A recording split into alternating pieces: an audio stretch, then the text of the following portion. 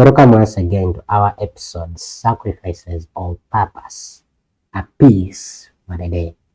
Hope you are getting something and hope you are gaining and sharing with that friend whom you want this message to reach to.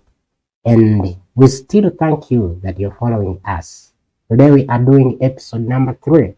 What is in there? Just don't miss as we continue. And our keywords, the tabernacle, sanctuary, and the temple, which will be our guide, or which will sound more in this episode that we are doing in. Dear friend, may I pray with you as we continue. Dear loving Father who is in the Most High, we thank you very much, and we pray for your guidance. We pray that lead us, guide us all, lead us no more. I pray to lead and be better. It was in the time of the Israelites when they were enslaved, as we saw in episode 1, that God commanded Moses in the book of Exodus chapter 25 verse 8, and let them make me a sanctuary. Who are them? Those are the children of Israel, the people of God, whom God had appointed to be his people. Let them make me a sanctuary, that I may dwell among them. The purpose was God to dwell among his people. The Bible continues to say in verse 9, according to all that I shewed thee after the pattern of the tabernacle, and the tabernacle and the pattern of all the instruments thereof, even so shall ye make it. Instructions were clearly given to Moses, and he was told, as he was shown, to do the same. Moses was taken to the mountain where God spoke to him. At first, it was to gather the children of Israel, and God spoke to them because they were demanding. But because of the glory of God, the shaking of the mountain, the brightness, the earthquakes, the children of Israel, or the people of Israel, could not withhold, or could not sustain, could not stand. They had to tell Moses, go and speak to God, then you will bring the message to us. Dear friend, the sanctuary was constructed, as you can see in the picture. That picture, it is an architecture that was drawn from heaven, and then it was given directly to Moses, and it was constructed so as God needed it. Now, looking at the sanctuary, if you can try to see the picture which is on the screen, you will see that this picture has some parts. There's a part which is just there, and then there is a part which you will see that when you continue, you look inside, there is some kind of a tent or a simple building that you can see there. Then, dear friend, the sanctuary had what we call the courtyard or the court of the tabernacle, and the sanctuary had another thing which was called the holy place, and then it had the most holy place. What is the meaning of all this? We shall see what is the courtyard, what is the holy place, and what is the most holy place, and why did God instructed Moses to do so. Today, let me just walk you a little bit in these things.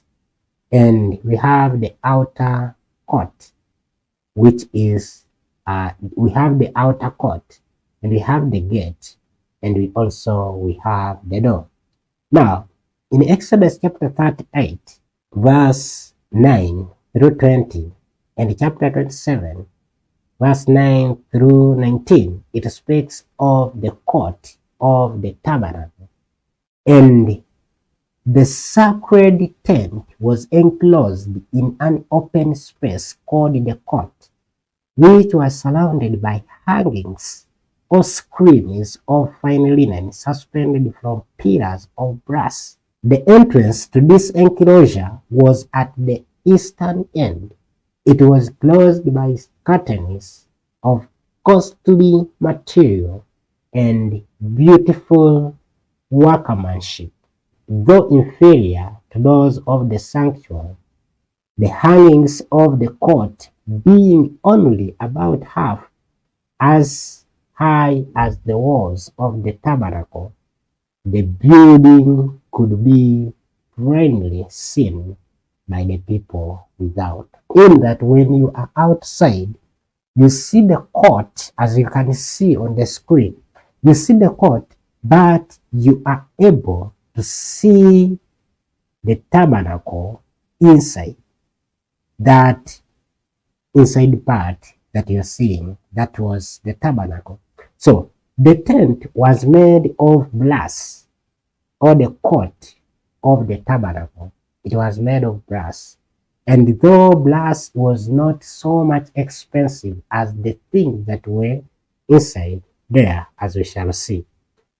Dear friend, we continue to the gate. You see that the sanctuary had a gate, and just not miss what the gate means in the upcoming episodes. Now, when you read in Exodus chapter 40, verse 8 and verse 33, you can actually take your time and go there and read. We may not read them here, but you see that the gate, it was spoken of, and the directions were given how this gate will be constructed. Let us read some verses. And thou shalt set up the court round about, and hang up the hangings of the court gate. I saying we have seen the court, but this is the court gate. That means that it is kind of a fence in our modern language, but the fence has the gate where you enter from, and then you go inside where we see the tabernacle. The Bible continues in verse 33 of chapter 40, Exodus, and it says, and he reared up the court round about the tabernacle and the altar, and set up the hanging of the court. So Moses finished the work. We see that as instructions were given, so Moses did, and the work was done. So we see the court which was constructed, which was not so high that could close or that could obstruct the seeing of the tabernacle. That's the tent. And then we see that it had a gate, very nice linen that was used to the gate, or those hangings that were there. And Exodus chapter 40 verse 28, it speaks of the door of the tent. Now, when you could enter in the sanctuary, first you enter through the gate. That's the tent gate, as you can see on our screen. But as you continue, you will see that there is a door to the tent, or the door of the tent. The high priest, all these things we are going to look at them and what they mean. Now, the high priest would enter into the gate of the court. Then after the tent of the court, after doing all the sacrifices and the services that were being done in the court, then the high priest continues to the holy place, that is to the tent, which has the holy place and the most holy place. And the holy place, before you enter there, it had a door, and that is the door that we are speaking about, as you can see on the screen where that arrow is pointing. And when we continue, we see that there was the altar of sacrifice. As you enter in the court, Exodus chapter 27, verse 1 through 8, in the court, and nearest the entrance stood the brazen altar of burnt offering. When you check very well there, where you see that arrow is pointing, that was where the altar of sacrifice or of offering was.